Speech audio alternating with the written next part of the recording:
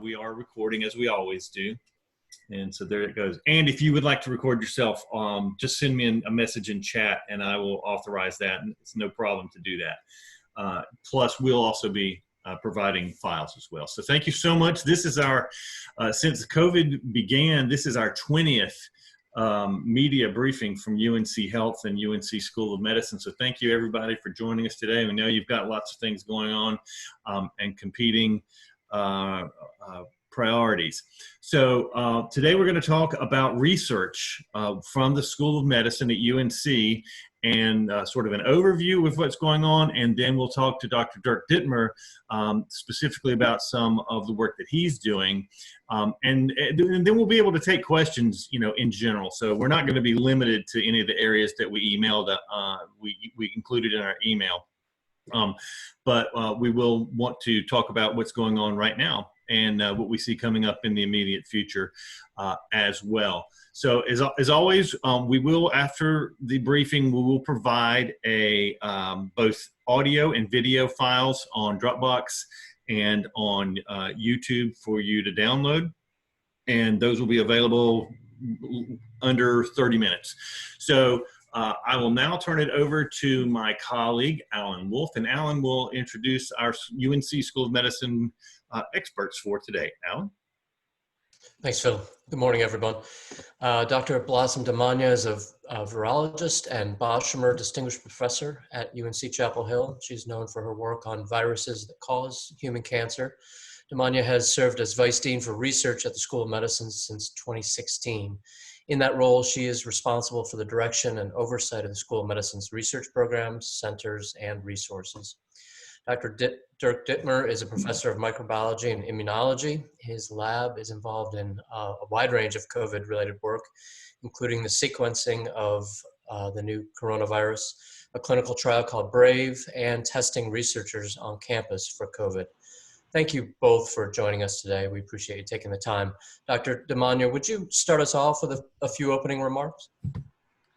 Sure, Alan. Glad to talk about the research that's being done here at UNC. So our faculty are engaged in a wide variety of research. I would like to start off by saying Microsoft Analytics named UNC the top research university for COVID-19. Our School of Medicine researchers are engaged in different studies, including basic science, translational research, observational cohort studies, and clinical trials involving testing of novel treatments and vaccines. I'm briefly going to describe different projects that are currently ongoing with respect to these 4 areas. So some of the basic science projects ongoing in the School of Medicine include the search for new antivirals against COVID-19 by the laboratories of Drs. Ralph Barrick, Craig Cameron, and Brian Roth, as well as the study of the biology of coronavirus, how it infects the lung and the nasal cavity by Rick Boucher's group. As you may know, Ralph Barrick previously discovered remdesivir, which is the drug that is currently used to treat COVID-19 everywhere. He recently discovered a new antiviral named NHCEIDD as well, and I'll talk about that in a little bit. There are a number of translational studies being conducted in the School of Medicine as well. This includes the development of the virus test by Dr. Melissa Miller. She was able to develop and utilize the COVID test right at the beginning of the epidemic in March in North Carolina. Dr. Dirk Dittmer, who is here, is sequencing coronaviruses circulating in North Carolina to determine if the virus mutates and whether some strains of this virus are more transmissible than others. And he'll talk about that work later today. Dr. Arvinda De Silva's group has developed a novel immune assay to detect antibodies that neutralize or inhibit that new coronavirus. There are also many observational studies ongoing in our school. Drs. Dave Peden and Dirk Dittmer are the principal investigators of a study looking at the seroprevalence of COVID-19 antibodies in the general population in North Carolina. Drs. Jessica Lin and Natalie Bowman have 2 different observational cohort studies to understand the epidemiology of the virus and how the virus is transmitted in various settings, including household transmission and community transmission. Dr. Ross Boyce is monitoring COVID infection in healthcare workers and their household contacts. Additionally, Doctors Dirk Dittmer, Billy Fisher, and Suba Sellers are running a clinical trial in UNC hospitals that can help trace outbreaks of COVID-19 in our community. Two ongoing clinical trials are the convalescent plasma trial headed by Luther Bartelt and David Margolis in infectious disease.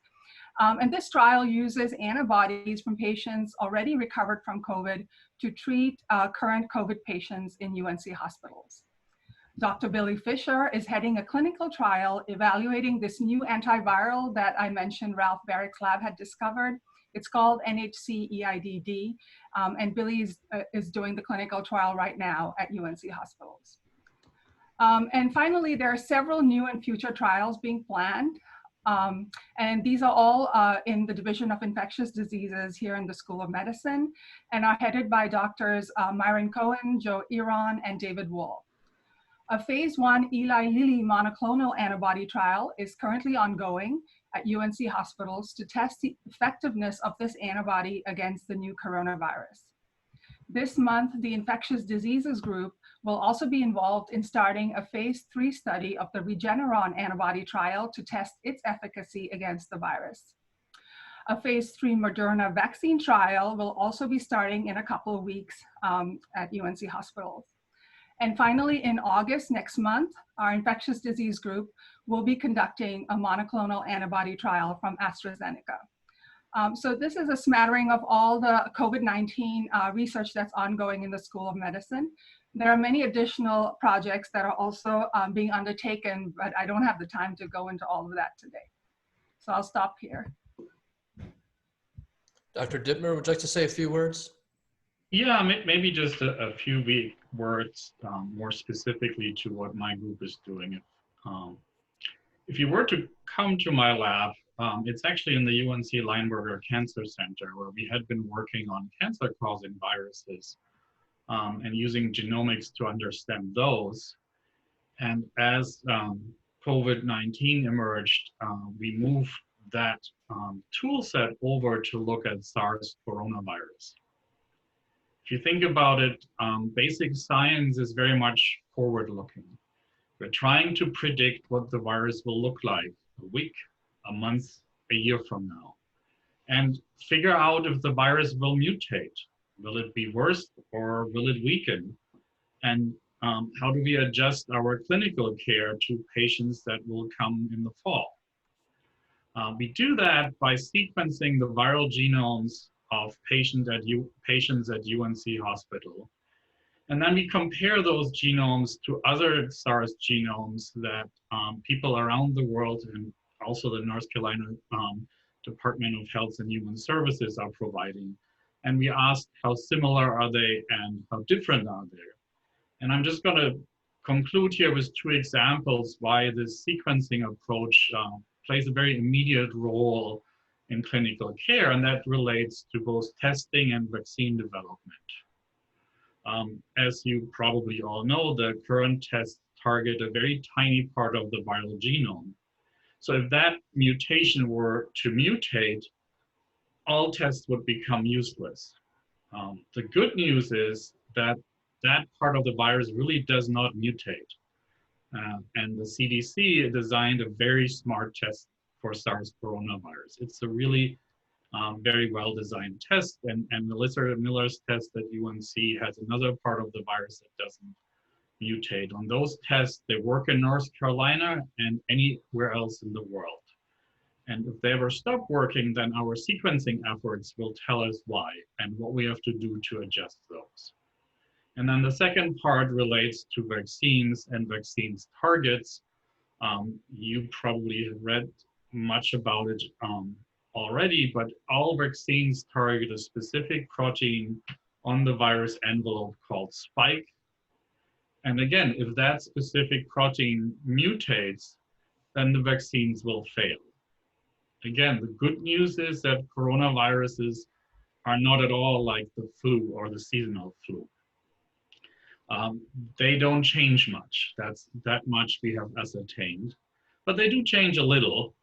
And so we want to make sure that all the strains that we're observing in North Carolina are represented in the current vaccine design And if we encounter new strains, we'll need to adjust the coronavirus vaccine, just like we adjust the flu vaccines every year. And with that, I'll leave that and be happy to answer any questions. Did Dr. Ditmer, did you need to show that one file we had from the SARS sequences? Not right now. If someone is interested and it comes up, I can go into that detail, but I don't want to bombard people too early. Okay, great. Great. So let's take any questions that you have for Dr. Damania or Dr. Ditmer. Please, you know how we do these. Just jump right in and ask away, and it doesn't have to be anything that we've specifically already covered.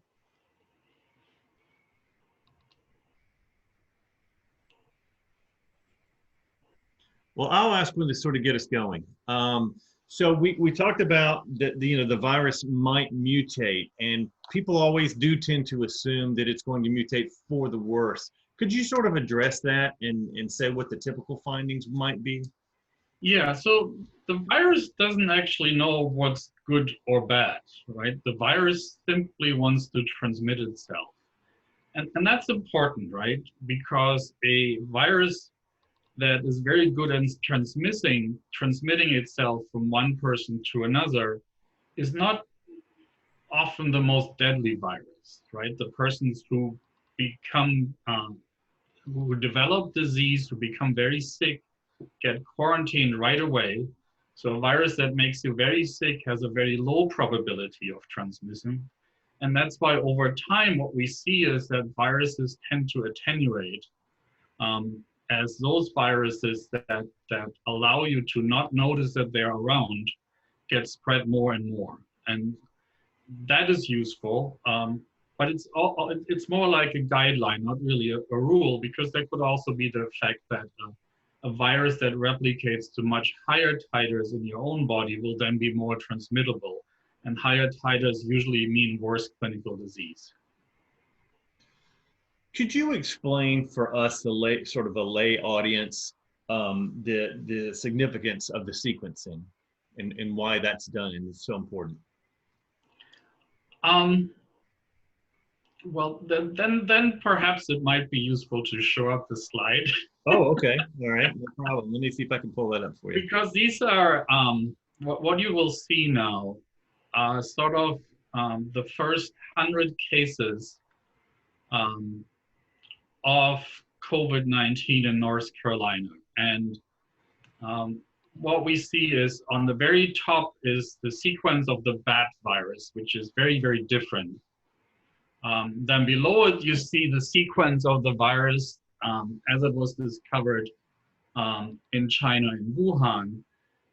And below it in blue are all the cases in North Carolina, including the 2 index cases, which actually the North Carolina Department of Health and Human Services had sequenced and provided to the CDC. And what we can see is, and what the health department has shown through case finding, that we had 2 introductions into the state. Case number 1 was someone who visited their parents or in Kings County, Washington, where we of course had a dramatic outbreak in one of the nursing homes. And that person became infected and then came back. And you can see that where it says WA, that means Washington, is very closely related. It's in the same branch of the tree than the virus that was originally identified in China. And then the next case was a group of individuals who were on a cruise in Europe. And so there they got the virus that was circulating at the time in Italy. And that virus it looks somewhat different. There is in particular one mutation in the spike protein that emerged shortly after the initial outbreak, and they brought that in. And by now, that particular mutation, which is actually making the virus better at infecting cells and culture, is spreading through North Carolina. And then on the very bottom, you just see how all these cases in North Carolina are very much related. And there were 4 viruses that folks in Virginia had sequenced, and they're very related to the North Carolina sequences. And I would assume that someone just went up up the highway to Virginia to visit relatives. And so these kinds of analysis let us find out if something new comes up, and they let us trace to some degree where the virus that is circulating in North Carolina was introduced from. And what we're really interested in is to make sure that there is no new virus coming to the stage that we couldn't detect and that the vaccine wouldn't work against. Great. Any questions from the media? Please jump in. Hi, I have a question about the phase 3 Moderna vaccine trial. And my question is, how many volunteers will be recruited for the UNC test site? And also, how will recruitment be done? And what will people need to do to be eligible for that study? Right, so thanks for the question. Yeah, I think we're planning to enroll as many participants as we can into the Moderna phase 3 vaccine trial.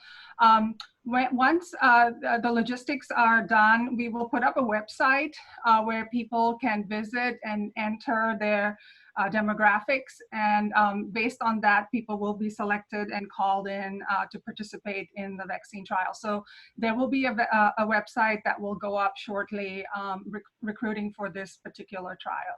And also for all the antibody trials that I mentioned, the antibody trials are for treating disease. So essentially you would have to be COVID positive in order to enroll in the antibody trials. But for the vaccine trials, all comers. And we have there's a web address, correct, that we can Yes. share, and we'll do that. We'll make sure we share that with everybody so they can use that, include that in any stories that they might file. A couple of questions came over chat, as they always do. So one of the questions is, could you talk about antigen testing? And could you explain the difference between PCR testing, antibody testing, and antigen testing, and what might be the significance of each type of those, which I can't answer any of those, so I'll leave that to Let me test that on a very high level. Antigen testing and PCR testing measure the same thing. They measure the amount of virus that is currently circulating either in your blood or is present in your nose and in your oral pharyngeal cavities.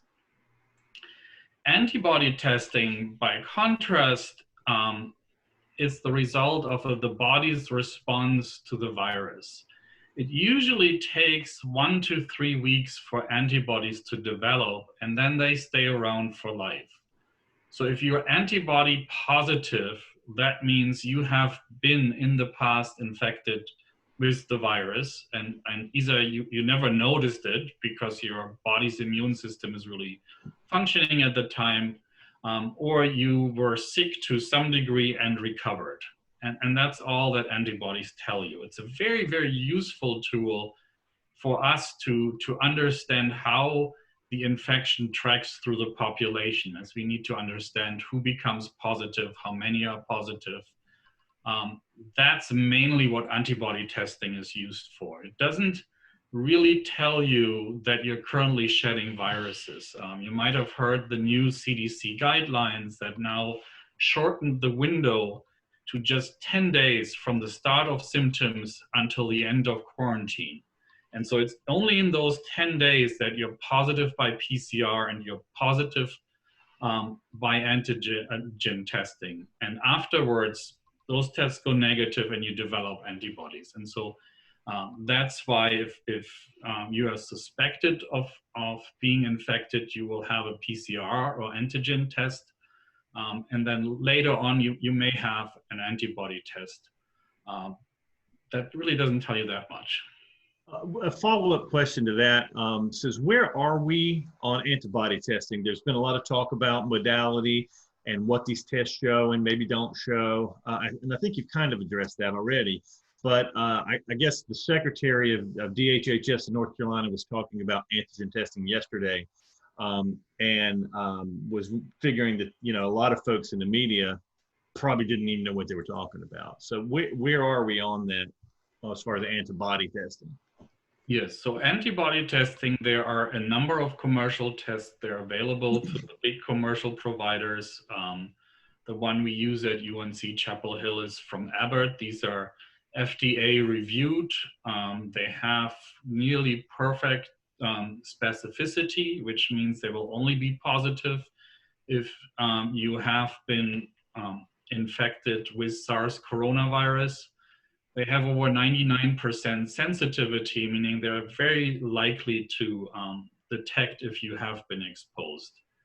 And then there are sort of rapid tests, which also are very good. They're just not as good as the laboratory-based. And these are available for folks. I would not pay for some internet company to take an at-home test, because it really doesn't tell you anything, and those tests are not necessarily FDA reviewed or approved. The FDA recently clamped down dramatically on sort of homemade kits, but the ones that you would get through the DHSF or that you would get at UNC hospitals are really state of the art and very reliable. Great. Do we have media questions? Please just jump right in and ask your question. Hi, this is Helen Chickering with Blue Ridge Public Radio. In any of this research, are you learning any more about why the virus behaves differently? Some people get very sick.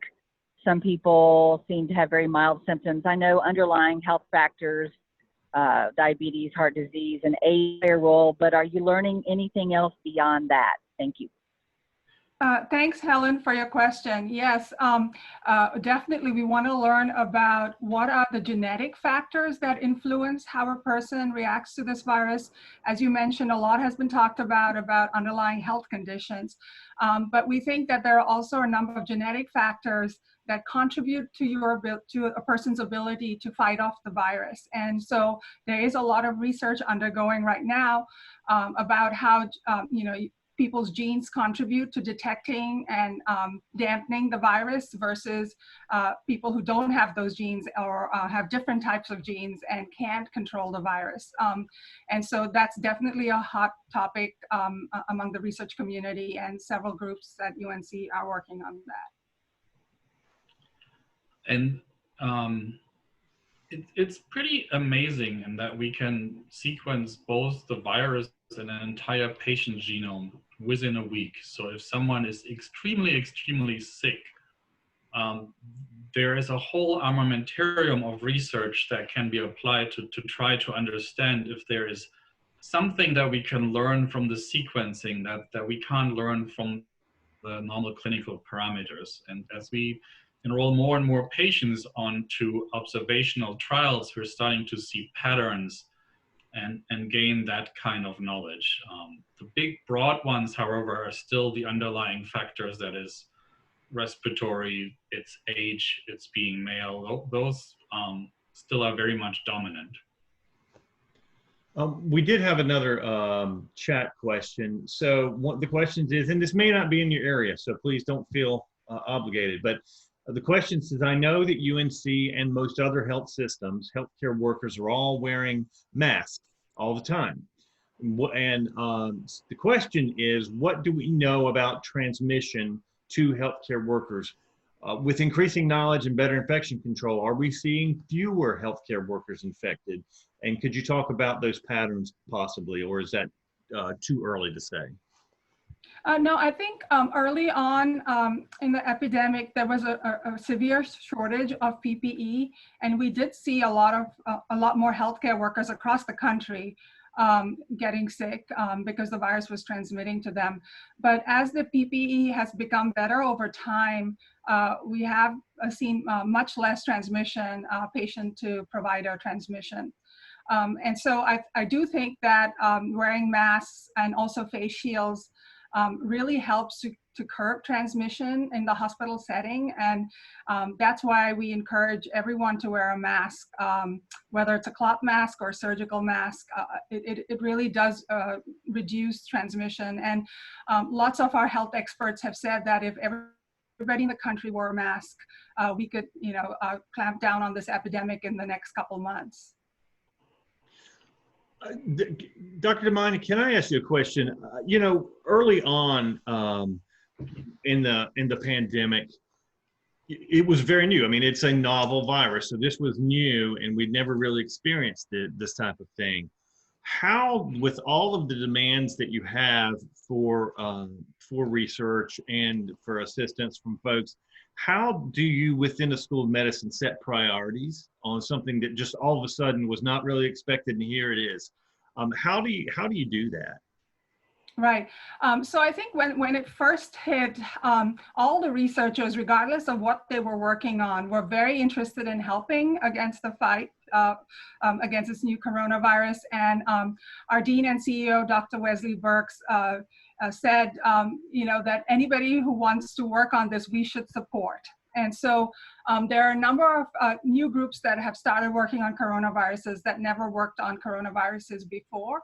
And I think most researchers are sort of propelled to help when they see, you know, people suffering in the country with this pandemic. And so we encouraged lots of folks to, you know, apply their expertise to the problem. So the School of Medicine Office of Research released requests for applications where we help fund pilot projects to teams that had never done coronavirus work before because they had a great idea, they had the expertise, and they had the talent to do it. So we were very open, using all different kinds of approaches to help solve this pandemic. So I know you're a virologist, and we have a question about that in that area. It says, and the question is asking, could one of you explain just a little bit about the Oxford vaccine, your knowledge of that, and maybe for a lay audience out there. Right. So the Oxford vaccine is based on another virus called the adenovirus, which is a very common virus that circulates in the human population, very rarely causes disease. In most people, it doesn't cause any disease. And so what they did is they used that adenovirus backbone. They made it into a non-replicating virus, so it can't replicate by itself because they deleted a few genes in the virus. That prevented that adenovirus from replicating. And then what they did is they put in the spike gene that Dirk Dittmer had mentioned in his talk into the adenovirus backbone.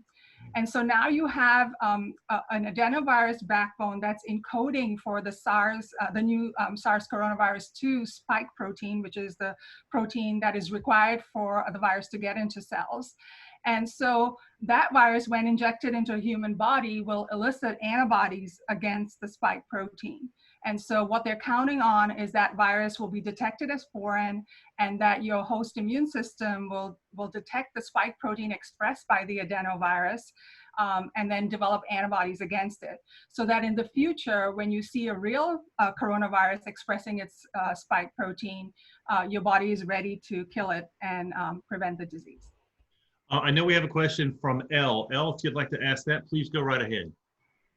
Sure, thanks so much. This is Elle from 97.9 The Hill. Kind of taking it back to antibodies testing. I myself haven't seen anything kind of personally floating around in the media lately, and I know the general public is a little more interested about reinfection, you know, as we continue to see these cases rise. And I was hoping you could kind of tell me about any milestones you're seeing about, you know, if we continue to see an upward trend of cases, how those citizens who have already been infected are, you know, potentially better prone, or if we're unsure about how they're going to handle if they, you know, get coronavirus again. So I think in general, right, that's how vaccines work. They induce neutralizing antibodies. And if you have high enough neutralizing antibodies, then you will become immune. What we don't know at this point is whether a past infection with the regular wild type coronavirus, not the vaccine strain, not any vaccine that's supercharged to induce antibodies, whether that prior infection will protect you and how long it will protect you. It probably protects you for sometimes, but again, there are enough exceptions that you should for sure not think, oh, I have antibodies, so now I don't need to be concerned about transmission, because we don't know how good these antibodies are. We don't know how they compare to the antibodies that a bona fide vaccine will induce. That's where we're doing all those trials. And so right now it is little more than a marker that you have been infected, even if you never noticed it. And I think by the end of the year, when we have the data from more people that become infected and then exposed again, when we have the data from the vaccine trials, we can make a very good prediction on what kind of antibody level you should have in order to feel protected. What you do see in the literature is sort of extreme cases where people become reinfected, and we observe those as well in North Carolina. Those tend to be rare. And studies out of New York showed that for the most part, people really develop a long-lasting antibody response. But it becomes a numbers game. If you're one of those rare cases, it doesn't matter what your antibody levels are, you will become infected and you will become sick again. So I know that's very unsatisfying because it's not clear cut, but that's the state where we are at. And that's why a lot of the public health experts really do not want to make the conclusions that if you are antibodies, you are protected, because we can't say that. Great. Well, we're actually ran over our time, but I want to make sure that if anybody else has questions that they hadn't been able to ask so far, to please go ahead and ask that. Any final questions? I just am interested from the research end. What's the most challenging part for you? Is it just the time crunch because everybody's waiting for a vaccine and better testing, or what is the most, and if there's anything surprising that you've uncovered along the way in your research? Right. Yeah, thanks for your question. I think the hardest part is we have so many different approaches to try and either treat this disease or prevent it through vaccination. And these trials take time, and it's, we're not going to have a quick answer very soon, because we need to be careful when doing these studies to make sure that the treatment or the vaccine is safe, that people are not harmed. We need to enroll lots of different participants across the country so that we get the numbers we need to do good statistics to make sure that whatever we're touting is really working. And I guess the hardest part is to, understand that and have patience while the researchers are, working 24/7 to figure this out. And I think as our research, at least in the School of Medicine, we are looking at all kinds of different risks associated with this virus, from the cardiovascular system, the neuronal system. So, people are experiencing blood clots, they're experiencing brain symptoms. There's so much we don't know about this new virus. So it'll keep us busy for a long time trying to understand why in some people this virus infection manifests with a brain symptom, whereas in others, they get more clotting, and yet others, there are lung dysfunction. So we are trying to understand all of that, and it will take us some time. So I think patience is probably the hardest thing, because everybody wants a treatment and a vaccine today, but we need to let our researchers do their job and make sure we opt for the safest possible treatment or vaccine. Perhaps one thing to add to that, because with the NIH focus and with Dr. Fauci's push to really open trials, if you wanted to, or if you were experiencing symptoms, there should be a trial available, certainly at UNC and probably around North Carolina, that you could enroll to. And in fact, if you go to UNC hospitals, there are 5 or 6 trials that if you feel like, you can enroll to, and you can pick and choose the one that you're most interested in and that fits your risk profile. And then every person we put on trial means we're proceeding faster to getting answers. And that is now a limitation, as much of the research has moved into clinical phase 1, 2, and 3 trials. So any last questions from the media before we wrap up?